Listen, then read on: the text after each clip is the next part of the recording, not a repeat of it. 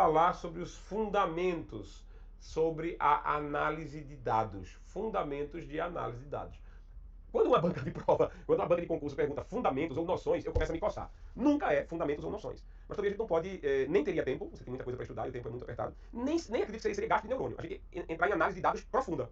Eu trouxe aqui alguns conceitos. Do mesmo jeito como para inteligência de negócios e para sistema de apoio à decisão, eu tive que ir diretamente no que importa. Então, eu vou para fundamento de análise de dados, vou ser fundamental mesmo. A gente vai focar em alguns pontos específicos da análise de dados. Então, me acompanha, mas antes já sabe, dá um oi nas minhas redes sociais, né? Arroba professor João Antônio. Fala lá, oi professor, no Telegram, por exemplo, Telegram. A gente falou sobre redes sociais, Telegram. Oi professor, gostei das aulas, não gostei, papapá. Dá a recomendação pra gente melhorar, ok? Vamos fazer você tirar o máximo de pontos possível nessa prova. Tela cheia para você agora, fundamentos da análise de dados. A primeira coisa é conceitual, o que é um dado, o que é uma informação, o que é um conhecimento e o que é a inteligência. Né? A gente tem aqui ó, vários conceitos. Inteligência de negócio a gente já viu, certo? Mas vamos lá, vamos explicar do jeito como na análise de dados a gente teria sido cobrado. Dados, isso aqui é um assunto que provavelmente vai ter uma questão, tá certo? Dados são qualquer conteúdo que se baseie em fatos, números ou textos brutos, sem significado. Então, por exemplo, um fato, certo? Um fato. Imagina, o número de vendas do curso do Banco do Brasil online do Prime. Certo? O Prime vendeu online 384 cursos. Pronto, isso é um dado. Certo? Eu quero que fique bem claro, isso aqui é um dado. Ok? Aqui o exemplo que eu dei foi o número de vendas de um produto. Vendeu-se um produto tal ao longo de um mês. Esse é um dado. Tá? Agora, a informação é a interpretação desse dado, ou seja, é o dado que ganhou um significado, é o dado que ganhou um contexto, contextualização de um dado, certo? A gente cria informação quando a gente organiza e estrutura esses dados. Então, os dados, eles são criados, a informação, aliás, é criada, gerada a partir dos dados. Dados são a base da informação, certo? Então, quando eu organizo esses dados, quando eu estruturo esses dados, para que eles se tornem úteis para mim, isso é uma informação.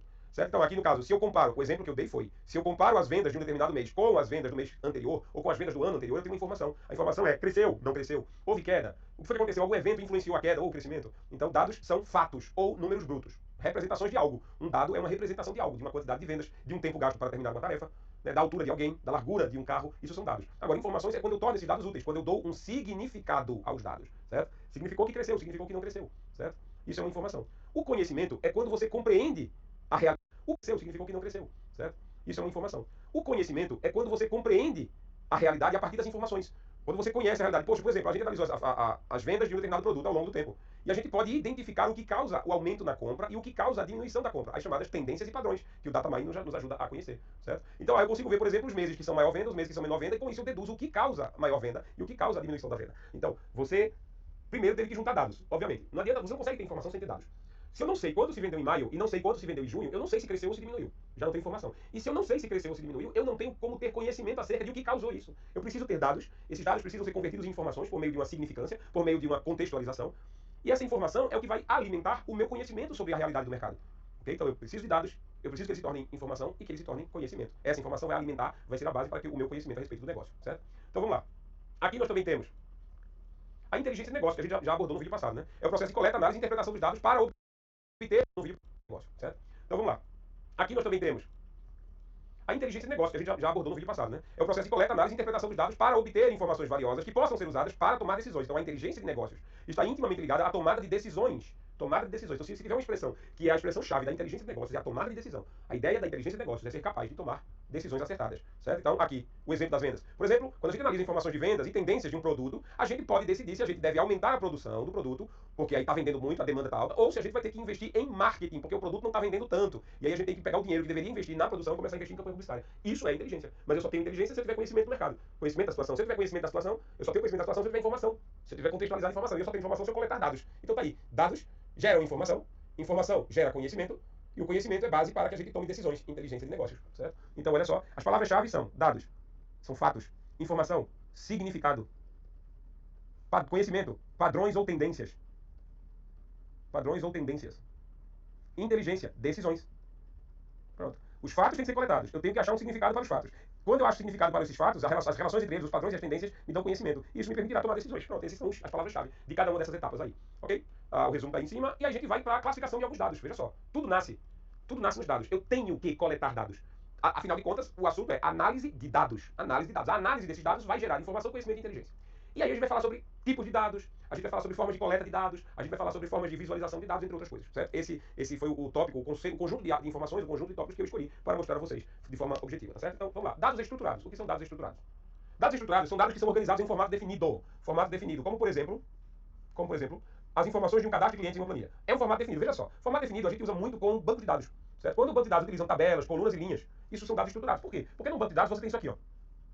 No banco de dados você tem o seguinte: nome do cliente, Eu aceito, no máximo, textos com 50 caracteres. É definido. Ou seja, eu não posso escrever aqui, sei lá, Pedro, Gabriel, Manuel, Rafael, de Orleans de Bragança. O Dom Pedro I, Dom Pedro II, o nome parecia ser um dicionário. Não posso. Não posso porque o banco de dados diz que só posso aceitar números com até 50 caracteres. Certo? Idade. Pronto. Aí a idade dele tem que ser um número. Tem que ser um número inteiro. Ninguém tem 2,5 anos, né? Mas tem, mas a gente não registra. Então, para ser um número inteiro, eu não posso escrever aqui uma palavra. Ele tem 10 anos. Não posso.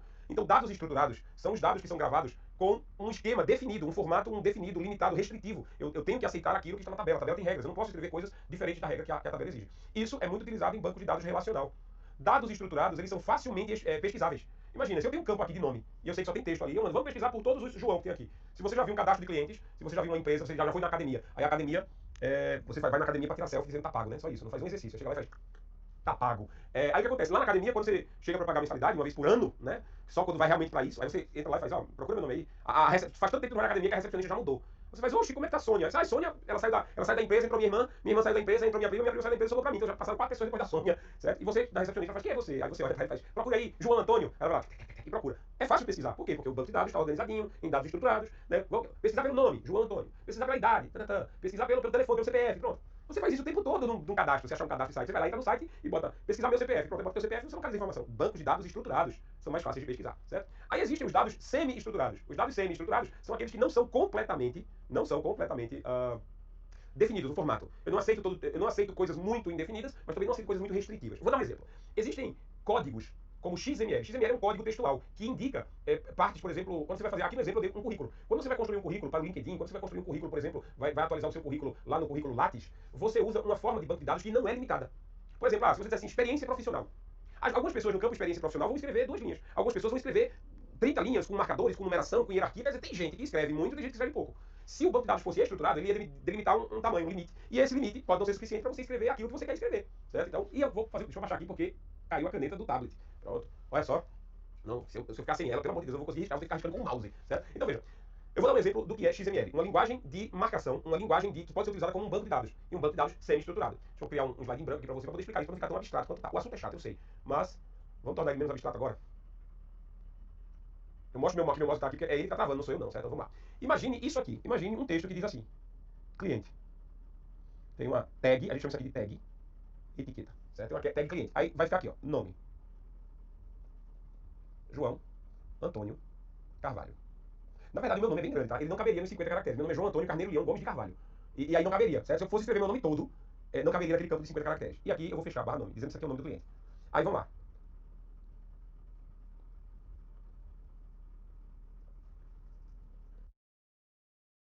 Endereço. Blá, blá, blá, blá, blá, blá, blá, blá, blá, blá, blá, barra endereço. Pronto. Então veja só, isso aqui é um código chamado XML. XML, ele armazena as informações na forma de um texto. Tudo isso pode ser digitado no bloco de notas. Eu posso simplesmente abrir um programa de texto e digitar isso. Tag cliente e no final tem que estar aqui a tag barra cliente para fechar. Pronto, então tudo isso aqui é a informação acerca de um cliente. E este cliente sou eu. Certo? Tudo isso aqui é a informação acerca de um cliente. Digitado em texto simples. Veja que coisa legal, o bloco de notas pode ser usado para fazer isso, o programa bloco de notas. XML é uma linguagem de marcação, você marca as coisas usando tags. E os dados que você colocar dentro, as informações que você colocar dentro daquelas tags que abrem e fecham, elas significam aquilo que você quer armazenar. Não é um campo com tamanho definido. Quer dizer, esse nome aqui pode ter 7 caracteres, esse nome aqui pode ter 800 caracteres. Não importa, não tem tamanho definido. É um dado semi-estruturado. Então, XML é semi-estruturado. Certo? Por quê? Porque a estrutura define onde começa e onde termina, mas não há definição, por exemplo, de tamanho. Não há definição, por exemplo, de tipo de dados. Poderia ser um número ali, poderia ser um texto, não importa. Nos dados estruturados, se um campo é para receber texto, ele é para receber texto. Se um campo é para receber número, ele é para receber número. E ponto final. Aqui não, aqui o tamanho não importa, aqui o tipo não importa, o que importa são as delimitações, início e fim. Então, os dados em XML, os arquivos em XML são semi-estruturados. E eles são escritos em texto simples, pode ser escrito no bloco de notas. Daí, essas duas linguagens que ele cita, o formato XML e o formato JSON, que é um formato concorrente, né? Eles são concorrentes, o JSON e o XML, tá? Eles servem para isso, para armazenar dados semi-estruturados. Ok? O HTML é uma, como é que eu posso dizer? É uma extensão, é uma especificação do XML. Certo? Mas o XML é a linguagem criada para isso, para dados semi-estruturados. Eu faço muitos trabalhos hoje com JSON. Acho interessante usar o JSON para fazer armazenar dados na forma de texto. É bem interessante. Vamos lá. Os dados não estruturados. O que são dados não estruturados? Quando você armazena dados em diversos formatos que não tem limite. Por exemplo, uma foto. Eu coloquei no banco de dados, eu coloquei uma foto, tipo um processo. Imagina um processo.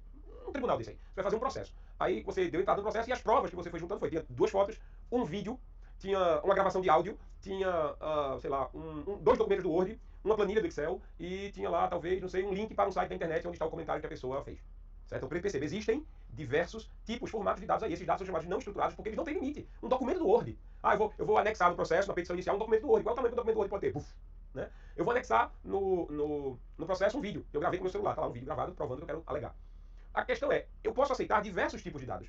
Diversos tipos, não como formato específico, não somente texto, não somente número, não somente imagem, formatos específicos. Mas imagina como é difícil pesquisar em dados não estruturados.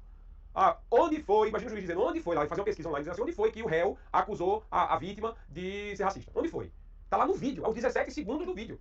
Fazer essa pesquisa num sistema é complicado. Imagina, um computador ter que abrir o vídeo, ouvir o áudio do vídeo e perceber que foi ali que a ofensa foi cometida. Então, dados não estruturados são os mais difíceis de pesquisar, por causa justamente da quantidade absurda de formatos que esses dados podem tomar. Então, dados não estruturados são os mais difíceis de se pesquisar, beleza?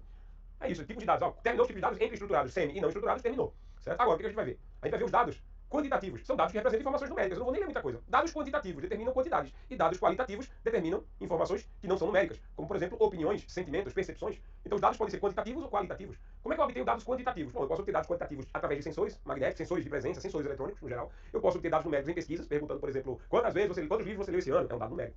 Agora, dados qualitativos, eu normalmente obtenho apenas em pesquisa. Apenas em pesquisa. Eu vou pesquisar lá e o dado qualitativo é o seguinte: qual foi o livro que você mais gostou de ler esse ano? Né? Qual é a sua percepção acerca do governo de fulano e tal? Certo? Então, são dados que normalmente só são coletados através de forma descritiva, através de um questionário em que você tem uma questão aberta para responder. Certo? Dados quantitativos podem ser captados de diversas formas, porque afinal de contas só captam valores numéricos. Dados qualitativos captam opiniões, percepções, e isso pode levar tempo e precisa que você fale, né? Precisa que você descreva a sua opinião. Bora lá. Aí tem mais aqui. Coleta de dados. Vamos para a coleta de dados. Quais são as formas de coletar dados? Bom, eu posso coletar dados por meio de pesquisa, né? Perguntando, fazendo questionários, aí eu consigo qualitativo e quantitativo, certo? Observação, eu posso observar o comportamento de um grupo de pessoas, de um grupo de entidades que eu quero observar, pombos, cachorros, sei lá, ovos de Páscoa, eu estou observando, né? Eu quero registrar o comportamento. Aqui eu posso normalmente trabalhar com quantitativo. O mais normal da observação é quantitativo. Porém, a gente pode extrair informações qualitativas do quantitativo. Dizer assim, fulano gosta mais de muita gente gosta mais de sentar naquele banco do que naquele outro. Por quê? Tá na praça olhando dois bancos e tem mais gente sentando no banco da direita do que da esquerda. Ou no banco que fica embaixo da árvore do que no banco que fica fora dela. Óbvio, caso do sol, né?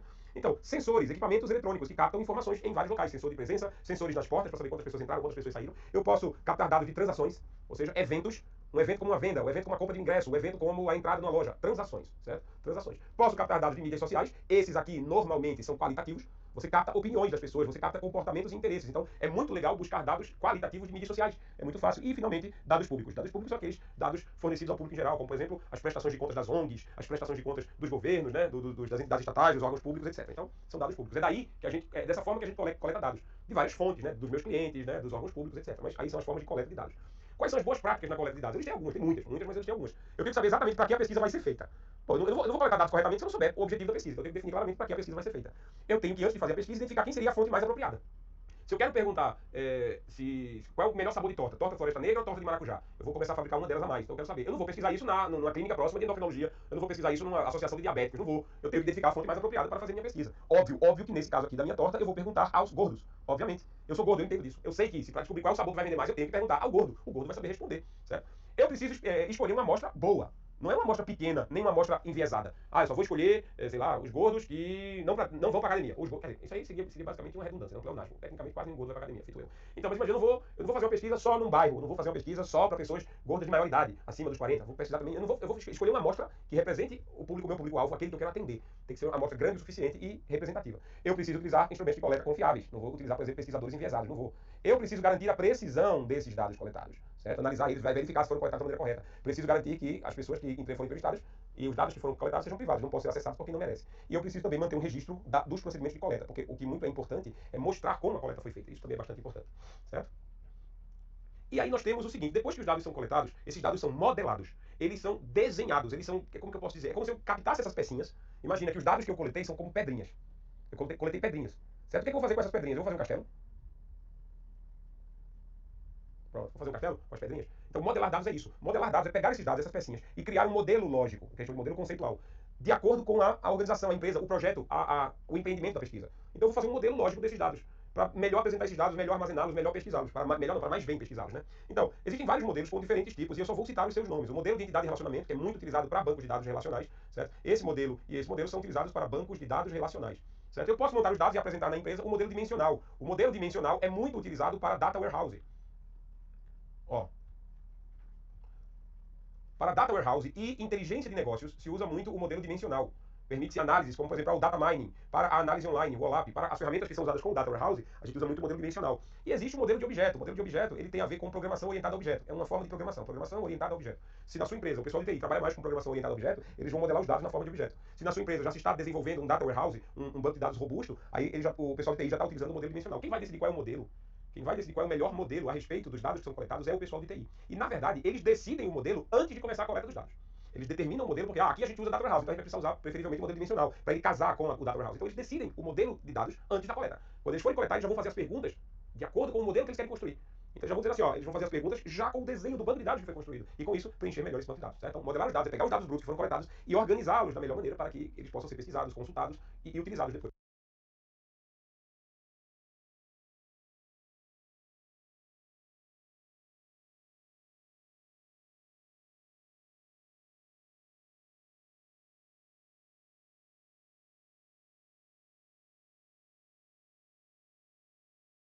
Certo? E essa modelagem normalmente é prevista, essa modelagem normalmente é determinada antes do processo da coleta. Ela é feita depois, óbvio. Eu só posso modelar os dados se houver dados. Então, a modelagem é feita depois da coleta. Mas ela é normalmente decidida, o tipo de modelagem é escolhido antes da coleta. Porque o tipo escolhido influenciará a coleta dos dados, a forma de coleta. Certo? Ok, bora lá. E finalmente, para a visualização desses dados. A visualização dos dados requer o quê? Gráficos, eu posso representar a visualização dos dados em gráficos específicos, certo? E eu posso juntar todos esses gráficos específicos em um grande dashboard, certo? Mas vamos lá. O que são gráficos de barra ou histogramas? Gráficos de barra ou histogramas são aqueles gráficos em que os valores numéricos eles são apresentados em cada coluna 1, né? Aqui, ó. Então isso aqui é um valor numérico, sei lá, 8.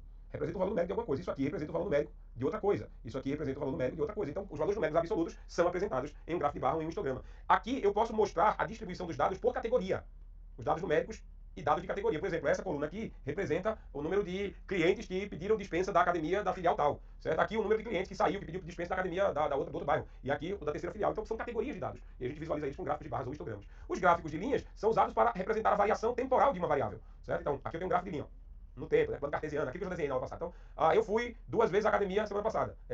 Há 5 semanas. Depois eu subi para 5 vezes. Depois eu subi para 10 vezes. Aí eu caí nessa semana de novo para 3. Então eu estou vendo aqui a evolução de uma determinada variável numérica em relação ao tempo. Okay? E os gráficos de dispersão, eles avaliam a relação entre duas variáveis numéricas. Os gráficos de dispersão, por exemplo, os gráficos de radar. Os gráficos do tipo radar, eles avaliam duas variáveis numéricas em relação a vários quesitos. Você consegue ver nesse quesito aqui, essa variável maior do que essa. Os gráficos de dispersão, eles tendem a avaliar a relação entre duas variáveis numéricas. Certo? Então, esses gráficos são ferramentas para visualização de dados, eles podem ser reunidos todos em um único dashboard. Ok? Bom, pessoal, pode cair mais coisa do que isso? Pode. Seria válido, ou a relação custo-benefício de aprender mais do que isso? Seria interessante? Não. É muita coisa para estudar, para uma probabilidade pequena de cair tudo isso que você estuda. Né? Então, eu tentei focar o máximo que era importante, aquilo que está no começo do estudo da análise de dados, de qualquer livro, de qualquer matéria acadêmica. Tá? A gente resumiu o máximo que podia, mas tentou explicar todos os conceitos que são válidos para vocês. Ok? Que Deus os abençoe. Até o nosso próximo encontro. Daqui a pouquinho tem ainda aula sobre ferramentas de comunicação, WebSys, WebEx, que isso vai cair. E eu aposto, é uma questãozinha básica, mas pode cair qualquer coisa sobre eles. Eu vou resumir também.